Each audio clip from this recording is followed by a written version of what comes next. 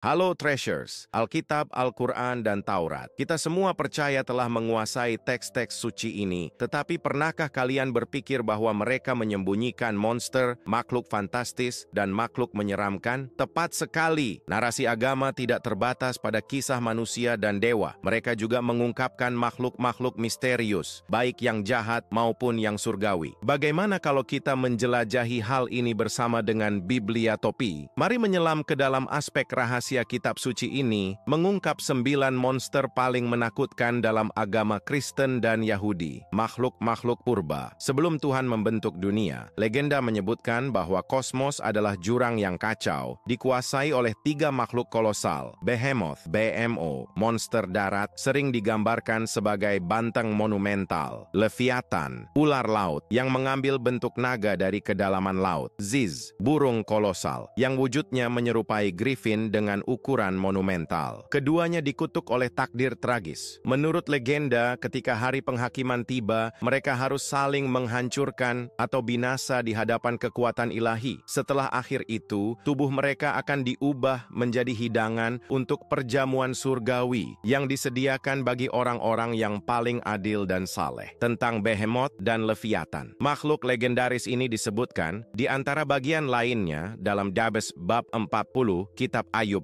yang diceritakan oleh sosok yang dikenal umat muslim sebagai Nabi Ayub.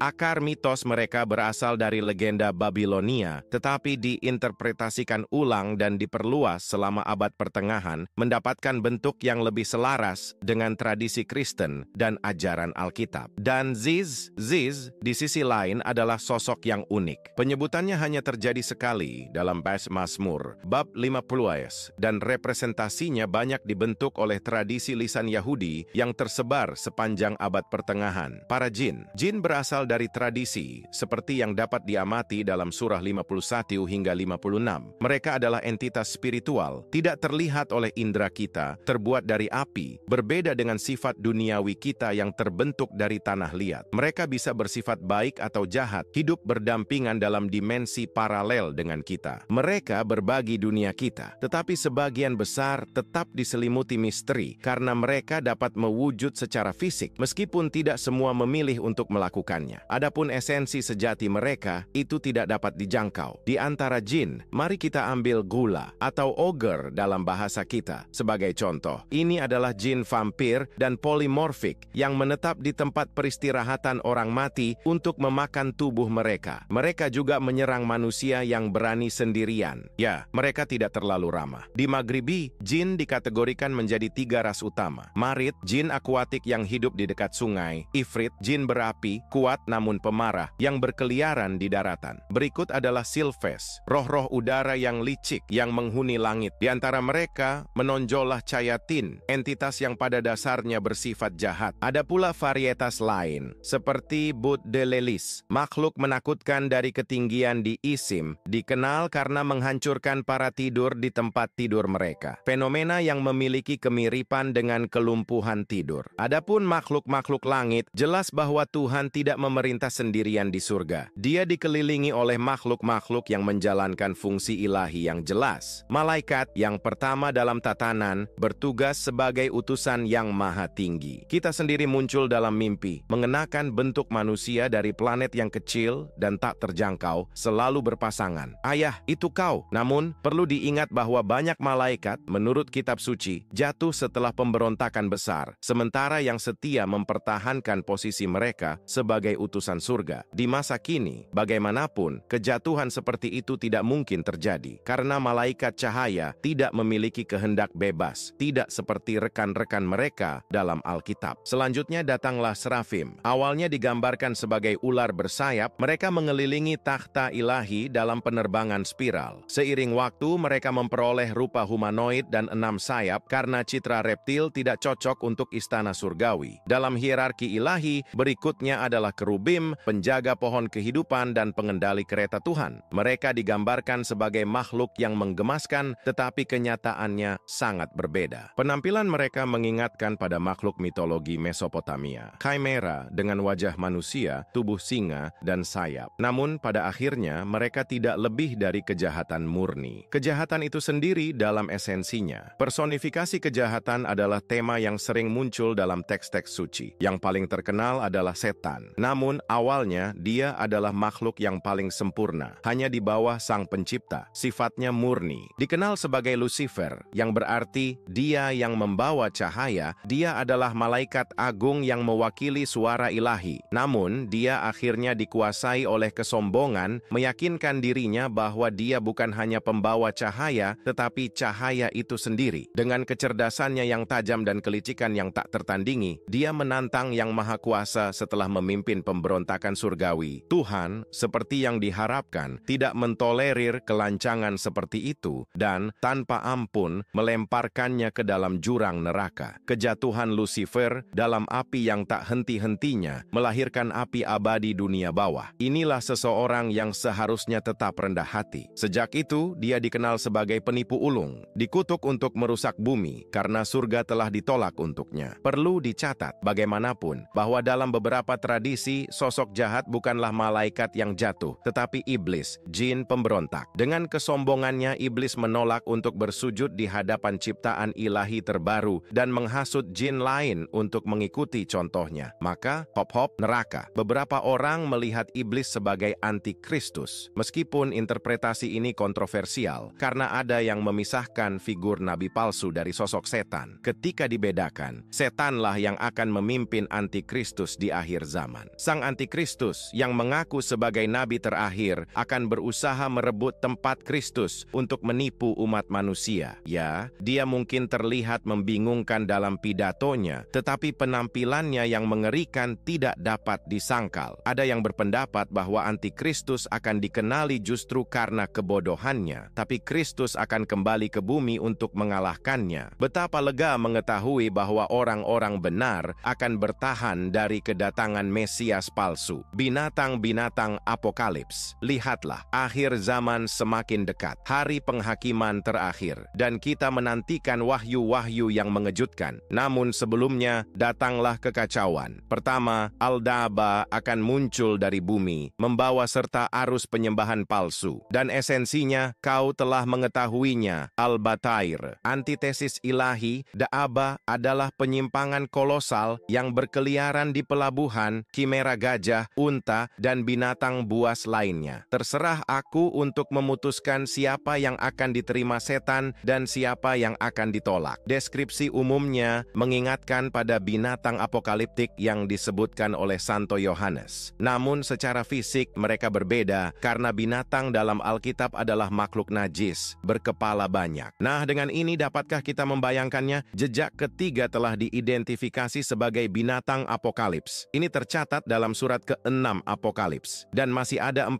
penunggang kuda untuk melengkapi gambaran ini. Dari terjemahan yang buruk dari bahasa Ibrani ke bahasa Latin. Tetapi yang menarik adalah makhluk-makhluk ini melambangkan aspek dosa dan korupsi. Setiap dari mereka membawa makna yang dalam kitab suci. Berbicara tentang binatang yang luar biasa, kita tidak boleh melupakan Leviathan, ular laut kolosal yang disebutkan dalam kitab Ayub, yang mewakili kekacauan primordial. Dan ada juga Behemoth, makhluk darat, pasangannya. Keduanya digambarkan sebagai tak terkalahkan oleh manusia, hanya ditaklukkan oleh kekuatan ilahi. Figur-figur ini menunjukkan bagaimana khayalan Alkitab kaya akan alegori dan monster yang menantang pemahaman manusia. Beberapa dari makhluk ini, seperti naga dalam kitab Wahyu, muncul kembali di akhir zaman, menunjukkan bahwa kejahatan selalu kembali, tetapi akhirnya akan dikalahkan. Yang lain, seperti malaikat dengan banyak mata dan sayap yang dipenuhi suara, begitu misterius, sehingga seolah-olah keluar dari mimpi atau mimpi buruk. Namun, semuanya memiliki tempat dalam narasi suci, berfungsi sebagai peringatan, ujian, atau instrumen kehendak surgawi. Bahkan kerubim, yang banyak dibayangkan sebagai bayi yang lucu, sebenarnya adalah makhluk mengerikan dan berapi-api, menjaga gerbang Eden dengan pedang api. Alkitab, ketika Anda benar-benar memperhatikannya, adalah kompendium keajaiban dan kengerian yang sejati, jauh melampaui apa yang sering digambarkan oleh tradisi populer. Setiap makhluk, setiap penglihatan memiliki tujuan dalam permadani besar wahyu ilahi. Semuanya bermula dari terjemahan yang keliru oleh orang Yunani yang mengubah kata rem menjadi monokeros, padahal sebenarnya hanya merujuk pada bantam Sugeng atau kerbau liar. Sementara itu, para Nephilim, hasil persatuan antara malaikat yang jatuh dan manusia, menjadi salah satu penyebab banjir besar dan akibatnya awal baru umat manusia. Air di mana-mana, ya kamu paham, digambarkan dalam kitab suci sebagai raksasa ganas dengan kekuatan luar biasa. Mereka dianggap Tuhan sebagai noda yang harus dimusnahkan. Tapi mengapa penolakan begitu besar? Ternyata, para malaikat yang jatuh terpesona oleh kecantikan manusia, meninggalkan surga untuk bersatu dengan mereka. Dari persatuan terlarang ini, lahirlah makhluk hibrida, suka berperang, dan bertentangan dengan tatanan alam. Nephilim, dalam kadar tertentu, dikaitkan dengan tokoh-tokoh heroik mitologi, mengikuti logika yang menggema narasi-narasi Alkitab. Jadi, tokoh seperti Hercules, jika ada, akan dianggap Nephilim. Konon, beberapa selamat dari banjir di tanah yang jauh, bukan aku yang mengatakannya, melainkan seorang sahabat lama Musa. Legenda mereka berkembang, memicu teori-teori yang unik. Di internet, beredar fosil-fosil yang diklaim sebagai Nephilim. Tapi, jujur saja, siapa yang percaya? Kaum elit.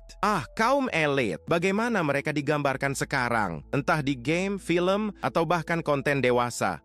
Masuk akal. Karena citra mereka memikat penggemar dark fantasy. Namun, tidak ada bukti, tidak ada catatan nyata. Nama mereka hanya muncul dalam kitab para leluhur sebelum menonjol dalam Kabbalah. Kisah mereka bertahan terutama melalui tradisi lisan abad pertengahan. Dalam tradisi elfnya, dia digambarkan sebagai pendamping primordial Adam, bahkan mendahului Hawa. Namun, dia diusir dari surga karena sifatnya yang otoriter. Patriarki dihukum ke neraka, dia berubah menjadi entitas demonik pertama bersama Lucifer. Beberapa sarjan mengaitkannya dengan ular yang menggoda Hawa di Eden, yang sama yang membujuknya untuk mencicipi buah pengetahuan. Karena itu, kita harus selalu mengingat roh godaan, karena dia dikenal sebagai sukubus, bahkan lebih dari itu, sebagai penguasanya. Jadi, untuk melayani elit dengan benar, penting untuk memahami sukubus. Mereka adalah setan aseksual yang mengambil bentuk feminin dalam pikiran untuk memasuki kamar laki-laki dan menguras kekuatan hidup mereka. Nyatanya, begitu berada di ranjang mereka, mereka mengeksploitasi pikiran kekanak-kanakan laki-laki. Mereka bercinta dengan kesenangan hanya untuk mencuri esensinya dan memakannya. Setelah puas, para sukubus membawa sisa-sisanya ke elit. Sang ratu menerima cairan yang tersisa untuk makan dan menguasai energi maskulin. Dengan demikian, memanfaatkan kebobrokan laki-laki yang dengan kehendak sendiri memanggil mereka dalam ritual, para sukubus bertahan hidup dari hubungan seksual. Golam disebutkan dalam Pesom, mereka sering dibandingkan dalam imajinasi populer dengan manusia bayangan, makhluk yang memiliki kehendak diciptakan secara artifisial melalui alkimia. Namun, Golam berbeda dalam berbagai aspek. Dibentuk melalui ritual rahasia, mereka muncul sebagai humanoid tanah liat tanpa intelek atau otonomi. Tidak lebih dari wadah tanpa jiwa, melayani penciptanya seperti automaton, tanpa jejak kebebasan. Jadi, saya mengerti bahwa ini mungkin menyakitkan. Menyatakan bahwa tidak ada makhluk hidup yang lahir sebagai budak secara alami. Tetapi jika kita mencari analogi, itu akan mirip dengan robot kita. Mereka tidak memiliki kesadaran dan merasa kasihan hanyalah antropomorfisme belaka. Untuk membangunkan golem, setelah diciptakan, di dahinya harus dituliskan sebuah kata dalam bahasa Ibrani yang berarti kebenaran. Sejak saat itu, kekuatannya akan tumbuh hingga batas yang mungkin sampai ia mulai tidak patuh. Bukan karena pemberontakan, tetapi karena ketidakmurnian untuk memahami perintah yang diterima. Pada saat itu, cukup menghapus satu huruf dari tulisan di dahinya, mengubah kata dari kebenaran menjadi kematian dalam bahasa Ibrani. Dan kemudian, apa yang tersisa? Sebuah monster. Itu bisa diprediksi, bukan? Namun perlu diingat bahwa golem termasuk di antara makhluk yang tidak diciptakan oleh Tuhan, melainkan oleh kecerdasan manusia. Karena itu, sosoknya sangat tertanam dalam budaya kita. Dalam berbagai cerita, ia bisa muncul dengan nama itu atau identitas lain.